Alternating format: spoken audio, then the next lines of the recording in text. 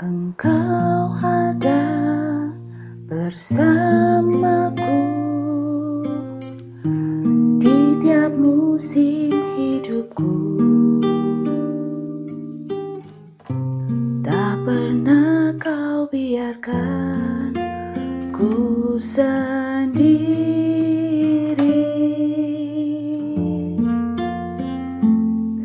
Kekuatan di jiwaku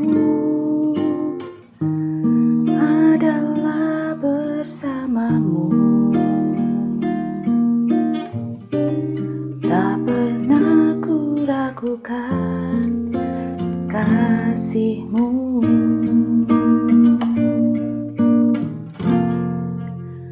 Bersamamu Bapa, ku lewati semua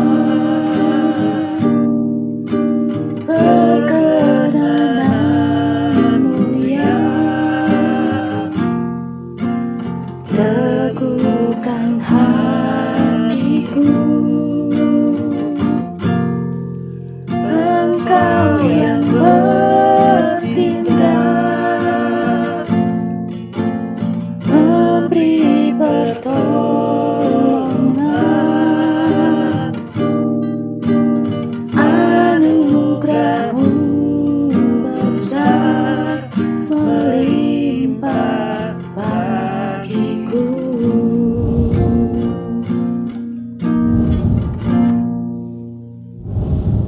Hai anak-anak, jumpa kembali di CHS Chapel. Di saat-saat yang tidak mudah ini, kita tetap memuji Tuhan, kita tetap memuliakan namanya, karena Tuhan selalu ada di tengah-tengah kita. Kita percaya Tuhan yang menyelenggarakan hidup kita, dan Dia juga yang memelihara kita dari hari ke hari, bahkan menit demi menit. Maka mari kita bernyanyi bersama-sama, dan setelah itu kita berdoa. Ya. Kau yang terindah di dalam hidup ini, tiada Allah Tuhan yang seperti Engkau, besar perkasa penuh kemuliaan.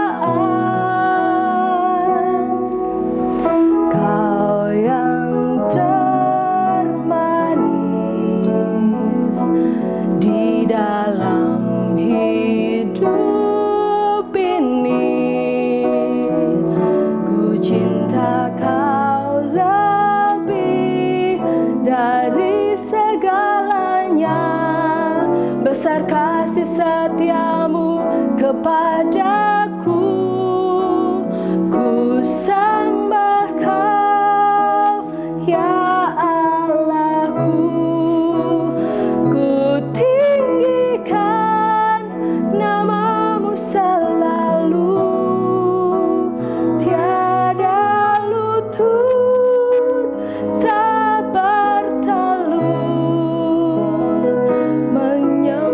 Yesus Tuhan Rajaku, ku sembah Kau ya Allahku, ku tinggikan nama-Mu selalu, tiada lidah tak mengaku.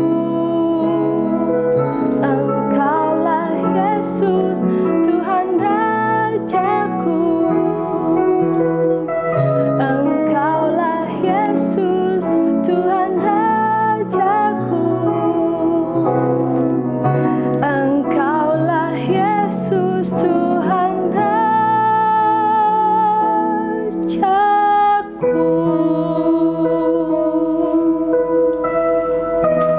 Mari kita berdoa. Tuhan Allah kami, kekasih hati kami sungguh bersyukur Tuhan, karena tiap-tiap dari kami masih Engkau pelihara.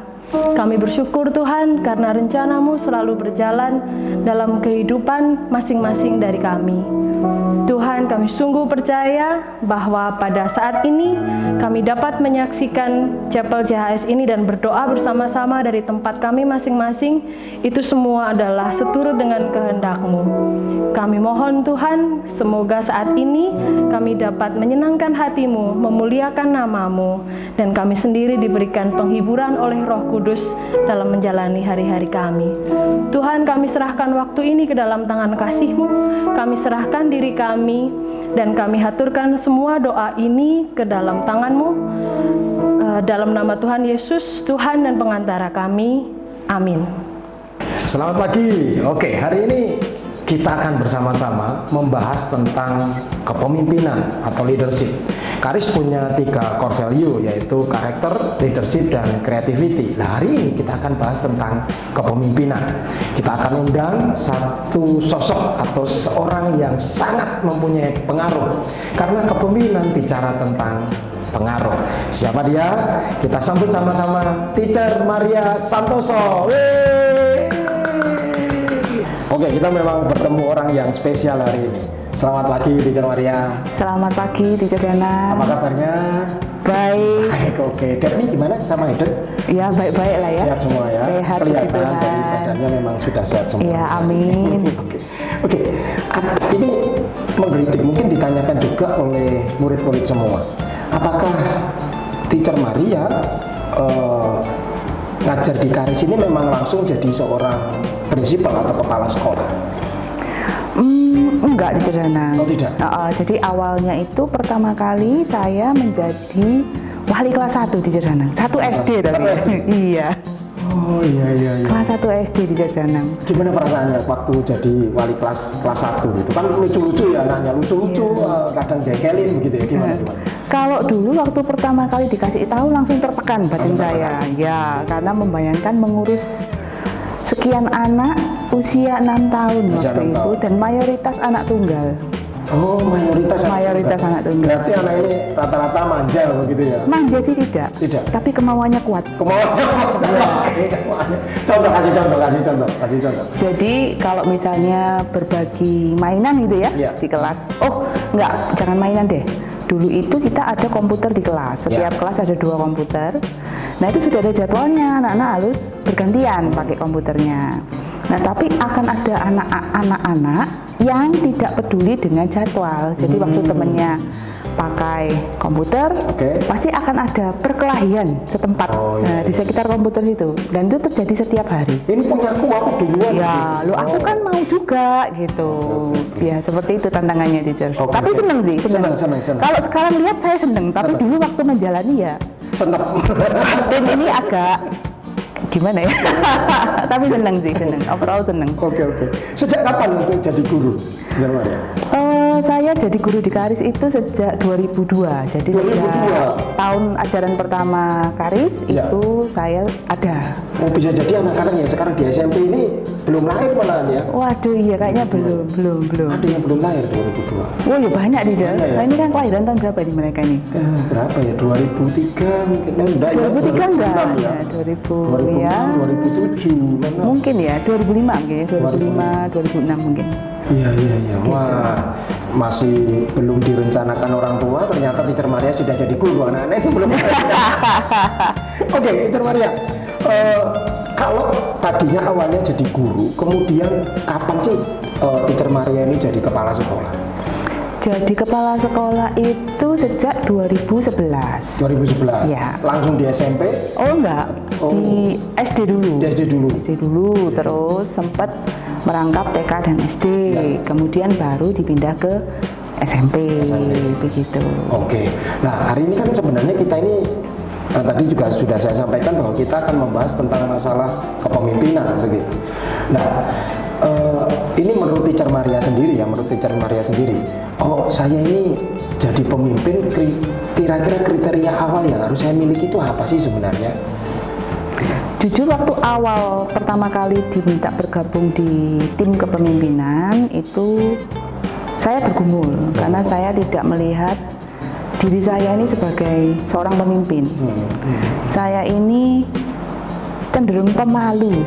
Bukan pemahat. Saya cenderung pemalu gitu loh. Jadi kalau bayangan saya waktu itu pemimpin itu adalah orang yang berdiri di depan gitu. Tapi ternyata bayangan itu sungguh sempit ya, karena pemimpin itu tidak bicara masalah posisinya di depan atau di belakang, tetapi kemampuannya untuk memahami orang-orang yang bekerja sama dengan dia. Oke, jadi kemampuan memahami orang lain. Iya, itu salah satu modal menurut saya ya, gitu. Oke, ada lagi kira-kira? Supaya nanti ini kan kita kan memang punya core value ya, karakter, leadership dan creativity. Betul. Gitu. Nah, ada lagi nggak kira-kira karakter yang harus dimiliki oleh orang pemimpin? Tadi ada memahami orang lain. Jadi ini ada lagi. Yang jelas sih seorang pemimpin harus punya visi ya di jalan. Jadi kita tidak bisa melihat situasi yang recent ini yang ada ini. Tapi kita harus mikirnya itu jauh ke depan. Nanti ke depan ini mau bagaimana? Kita harus melakukan apa supaya itu tercapai. Itu. Memahami, ada visi lah. Berkaitan dengan visi dan tujuan, pasti ada pengambilan keputusan yang sulit. Betul. Biasanya kalau mau ngambil keputusan yang sulit, Teacher Maria lakukan apa biasanya? Yang pertama itu kalau keputusan ini sulit ya, tapi dalam semua keputusan Teacher Danang ya, itu pasti saya berdoa dulu. Berdoa minta hikmat Tuhan itu sudah kayak harga mati ya, itu nggak bisa ditawar. Gitu. Nah, berdoa lo ya, berdoa. Kalian ini nggak berdoa, ngambil keputusan langsung, ini udah berdoa. Berdoa. Terus kemudian memang dari semua opsi itu dilihat positif negatifnya. Gitu. Terus pertimbangan ya. Terus satu hal yang harus kita ingat dalam pengambilan keputusan adalah kita tidak bisa menyenangkan semua orang. Pasti akan ada pihak-pihak yang tanda kutip tidak terima, merasa ini tidak adil. Itu wajar menurut saya, karena keputusan apapun yang kita buat itu pasti akan ada yang tidak puas dengan keputusan itu. Nah, seorang pemimpin juga tidak boleh baper dengan hal itu. Kalau misalnya ada yang tidak suka dengan keputusannya, ya pemimpin harus melihat bahwa nothing personal here. Jadi ini bukan tentang saya gitu, tapi tentang keputusan yang saya buat. Karena kalau kita mencampur adukkan perasaan dan kenyataan, itu nanti kepemimpinan kita akan jadi kepemimpinan yang yang tidak punya bentuk gitu loh, karena kan maunya nyenengin semua orang gitu. Jadi berubah-ubah gitu. Jadi pertama doa dulu, pasti itu harus pertimbangkan positif negatifnya, betul ya? Betul. Tidak bisa keputusan itu yang ketiga menyenangkan semua orang. Dan keputusan itu kalau sudah diambil pasti keputusan yang terbaik untuk banyak orang. Jadi jangan baperan lah, kalau jadi pemimpin. Baper, bawa perasaan, bukan bawa lemper. Tapi awal-awal saya ngalami loh, baper-baperan itu ngalami, karena memang berat ya. Maksudnya saya ini tipe yang maunya tuh orang tuh suka sama saya gitu loh. Tapi kalau ada orang yang nggak suka, saya kepikiran gitu. Nah, tapi di tahun-tahun awal memang saya berjuang gitu, memisahkan antara urusan pribadi dan urusan profesional. Begitu. Jadi urusan ini personal ya saya. Urusan sekolah. Betul. Tapi butuh proses sih, memang itu berat. Ya, memang pemimpin enggak semata-mata langsung jadi pemimpin, semuanya perlu proses. Betul. Teacher Maria, ini pertanyaan selanjutnya. Pernah enggak mengalami hal yang menyenangkan dan hal yang buruk? Kalau menyenangkan kan ketemu saya seneng gitu ya. Sangat senang ya, langsung bahagia satu hari itu. Yang menyenangkan dan yang kurang menyenangkan ketika menjadi seorang guru terlebih dahulu. Kemudian yang kurang menyenangkan ketika atau menyenangkan juga menjadi seorang prinsipal begitu. Kalau guru, momen yang paling menyenangkan jelas pada saat anak itu memahami siapa dirinya. Dan saya mau apa, itu buat saya itu sangat rewarding ya kalau buat guru ya. Dia tahu tujuannya apa. Betul, kalau anak sampai lulus SMA terus dia tidak tahu dia ini mau ngapain nantinya, buat saya itu, saya ikut sedih gitu loh sebagai guru ya. Terus kalau tanya sedihnya apa ya itu tadi. Ketika anak tidak mengetahui tujuan hidup. Saya ini harus apa, ngapain gitu, saya mau apa, itu mereka belum tahu. Nah itu saya sedih. Jadi menjadi seorang guru ketika murid sudah diajari, kasih contoh hidup tapi tetap tidak mengerti tujuan hidupnya apa, itu membuat betul, seorang guru betul. menjadi sedih ya. Menyenangkan kalau dia tahu aku nanti kalau besar mau ngapain. Iya. Kenapa? Kalau menjadi seorang kepala sekolah atau prinsipal. Kalau menjadi prinsipal itu sebenarnya mirip-mirip guru ya, teacher ya. Mirip-mirip Tapi memang kan itu hanya masalah posisi. Posisi. Ya, oke. tapi kalau Hati sekali nih. jadi apa menurut saya juga sama sih ya, kesenangan dan kesedihannya juga sama. Kalau saya melihat sebagai kepala sekolah, saya melihat murid-murid, contoh di SMP begitu ya, ada murid yang bahkan sampai lulus SMP pun dia kayak masih bingung gitu loh dengan dirinya sendiri, dengan saya harus bagaimana di masa yang akan datang. Itu juga saya kepikiran gitu. Bahkan suami saya pernah bilang, kok kayaknya mikirin anak orang lebih daripada mikirin anak sendiri gitu. Gitu. Ya, seringkali di rumah juga sering terjadi seperti itu ya, karena saya guru. Nah, di Cerdana juga ngalami ya kayak gitu-gitu ya, gitu. Kayak lebih mikirin gitu loh. Aduh, anak ini gimana ya gitu. Padahal kita juga memikirkan anak-anak kita juga. Iya, mereka juga berhak ya mendapat perhatian yang sama gitu. Oke, Teacher Maria, ini menarik ya obrolannya ya tentang kepemimpinan. Misal nih, kalau ada seorang guru nih ya, seorang guru melakukan tindakan yang kurang tepat, begitu. Misal contoh deadline mengumpulkan nilai tanggal ini dan Ini bukan Teacher Danang kan? bukan, saya sudah bisa jadi sering telat memang. Nah, biasanya Teacher Maria lakukan apa kalau ada? Nah, ini kayaknya Teacher Danang bisa menjawab sendiri. Iya. Biasanya saya melakukan apa kalau ada guru yang terlambat mengumpulkan Biasanya nilai? diingatkan secara pribadi ya. Iya, karena kalau buat saya itu prinsip pertama sih tidak ada orang yang ingin dipermalukan, itu jelas ya. Jadi buat saya kalau saya bisa menegur secara pribadi ya saya pasti akan melakukan hal itu. Gitu. Oke. Terakhir, pertanyaan terakhir Teacher Maria. Iya. Pasti di SMP ini sudah 5 tahun ya Teacher Maria. Ini kayaknya ini tahun ajaran ke-5, mau ke-6 ya. Pasti punya harapan yang luar biasa untuk murid-murid, untuk guru-guru dan terutama untuk keluarga SMP Karis. Harapan apa yang Teacher Maria ingin sampaikan, terutama di masa yang nantinya kita akan ngomong tentang new normal ini, kenormalan yang betul. Kalau saya sih berpikir begini, Teacher, kita itu biar bagaimanapun ya, orang hidup itu harus tetap punya harapan. Gitu. Seburuk apapun situasinya kita harus tetap punya harapan. Memang kedengarannya kayak klise ya, kayak alah yo pastilah, apa sih ngomongnya pasti gitu-gitu gitu. Tapi buat saya pribadi, kalau kita sudah tidak punya harapan, itu kita tidak akan ada alasan untuk melakukan hal yang lebih baik gitu loh. Harapan itu menurut saya kata kuncinya sih ya, harus tetap ada harapan. Memang berharap di situasi yang tidak ideal itu memang sulit, Teacher. Sama seperti naksir cewek terus atau naksir cowok, tidak ada harapan itu kan lebih sulit gitu daripada. Sudah sering alami saya. Oh gitu ya. Saya tidak merefer ke pribadi, Teacher. Ya tapi kalau kita tetap ada harapan itu yang membuat kita akan lebih punya semangat juang. Semangat untuk berjuang. Iya, semangat juang. Ya, oke. Gitu, Teacher. Oke. Terima kasih Teacher Maria ya. Sama-sama, Teacher Danang. Ya, kita akan tutup. Ini ada satu ayat yang luar biasa dari Amsal pasal yang ke-23 ayat yang ke-18. Karena masa depan sungguh ada dan harapan tidak akan hilang. Amin. Ya, terus berharap. Oke. Tuhan memberkati. Kepemimpinan berbicara tentang pengaruh. Kepemimpinan juga berbicara tentang masalah tujuan. Kepemimpinan juga berbicara masalah pengambilan keputusan. Dan kepemimpinan berbicara masalah harapan. Kita terus berharap melakukan yang terbaik sebagai seorang pemimpin. Anda sekalian, calon-calon pemimpin masa depan. Lakukan yang terbaik dan jadilah pemimpin untuk masa depan. Tuhan memberkati. Anak-anakku yang terkasih, mari kita tutup chapel hari ini dengan berdoa.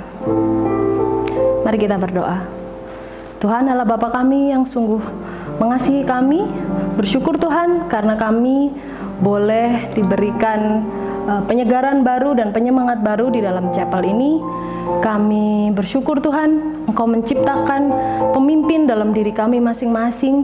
Maka kami mohon Tuhan, semoga kami mampu untuk memimpin diri kami, dan nanti pada saatnya kami mampu memimpin orang lain untuk kemuliaan Engkau. Tuhan, kami serahkan kembali hidup kami ke dalam tangan kasih-Mu. Kasihilah kami terus Tuhan, bimbinglah kami, dan arahkanlah kami selalu menuju kehendak-Mu. Dalam nama Tuhan Yesus, kami berdoa dan bersyukur. Amin.